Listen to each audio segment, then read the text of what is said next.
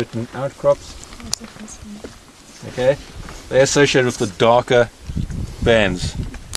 Okay, whereas the almost like the melt products are those which are more lighter in color. Okay, and which have got the garnets. The garnets are those red grains. The potassium feldspar, which is this pinkish brown color. Okay. So essentially in the one rock you are getting both the original, well, what is called the restite, what is left over after melting, okay, and the actual melt product, which is the lighter band. So it's a migmatite. When you went to Sea Point, what you actually see in there, that sort of migmatite is an intrusive type of migmatite, where you're actually getting granite protruding into the country rock, giving rise to a zone of mixing. Okay, but yeah, you actually are seeing almost like the product of a granite. Okay, so yeah, the rock has started to melt. Okay, now normally, depending, because this is incongruent melting, you would actually normally a melt would rise up in the crust away from the actual rock which has been melted, okay, and would give rise to a granite higher up in the crust. Okay, because of the pressures involved here, and because of the fact that it's dehydration melting, there's no water involved, you basically are getting the fact that the melt, when it is generated, basically doesn't have enough time to rise up through the crust before it actually solidifies again. Okay, so the actual melt has not separated from the rock from which it was generated. Okay, does that make sense? Melting is the melt forming another assemblages which is not related to how the melt, the composition of the melt has been. Yeah. So do we have this reaction here? If that's what you're explaining. Yeah, that reaction was that you're getting the biotites, ilmenite, and quartz reacting to form something else, and a melt being generated with that. So if I understand, the segregation of leucocratic and melanocratic assemblages is due to mimetization. Yeah. So essentially you're getting almost like a melanosome, which is a darker portion, and a leucosome, which is like the melt portion, a lighter colored portion. So to some extent you're actually looking at like a granite factory here. Okay, so if this melt had actually separated out and risen up further into the crust and separated from the restite is the material which remains behind after melting. If that had risen up, it would have formed the granite higher in the crust. Okay, but you're not seeing that here, so you actually see the melt product with the restite in these peelites. Okay, does that make sense?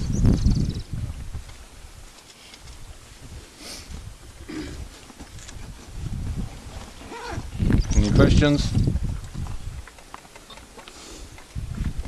Okay, now remember that the Cummings-Berg group actually has a strong foliation. We'll walk up and around the side there to take a look at the quartzites which form part of this group. They actually recognize isophytic in some cases. Okay, so it's got a strong foliation, so it was actually deposited pre-tectonically, or pre-tectonic. Okay, so it was deposited before the Makwa deformation. Okay, and obviously before the Makwa metamorphism. Okay, because this metamorphism is actually what has started to lead to this melting that is occurring here.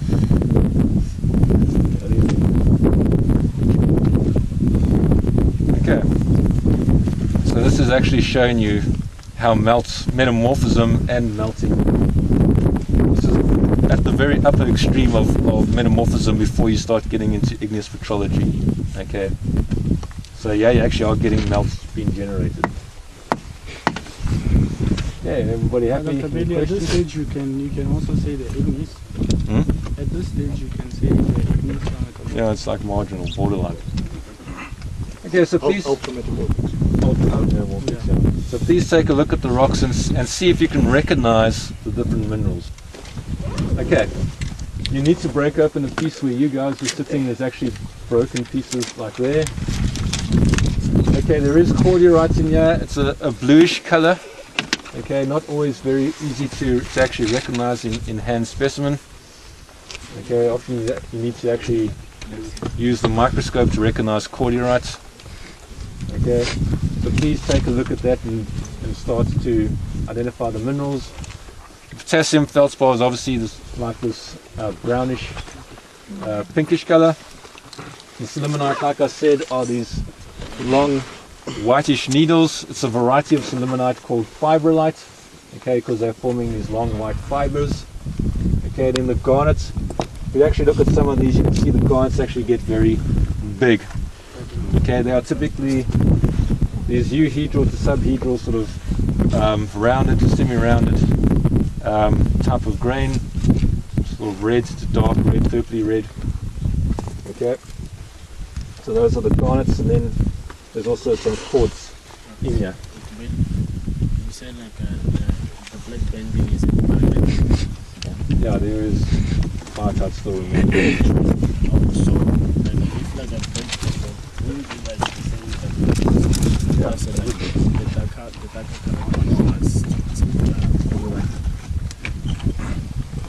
Yeah, the cordierite is basically within those lighter, it's associated with the potassium feldspar. Okay, so please just take a look at the rocks.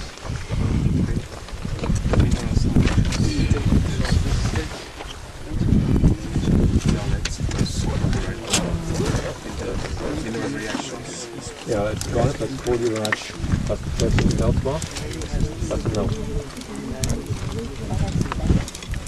Okay. So for example, here you can see in some of these samples you're actually getting like quite a melt fraction here, these large garnets associated with the potassium feldspar. Can I ask something? Can I ask something? Yep. What form of like you ask this segregation of minerals from database like this, they are caused by heating. So we have dark minerals binding each other, forming this bend, right? The light minerals bind from this light. Yeah. So why is it then they are not like dark minerals sort of segregated with white minerals beside, for example? Why is it there? The bench. What determines that? It's sort of perfect lines. Also, you have to remember that the rocks have been deformed at the same time, which is why it actually has got this strong foliation to it, which is also actually helping with the whole metamorphism and melting. So often you're going to find metamorphism and deformation linked. That was at the same point, at the same time that it was being metamorphosed, that's when the pressure was being applied. Yeah. It's in that sequence because you can see that foliation pressure on the garnets. Yeah. The garnets drew in some cases while the deformation was taking place, but certainly they were there still after when deformation took place after that step. Yeah. Would this be the D2, M2 event that D2 and probably M2 as well. Doc, really, just in terms of mineral. Yeah. This is that rock training. These huge. How do you relate the orientation to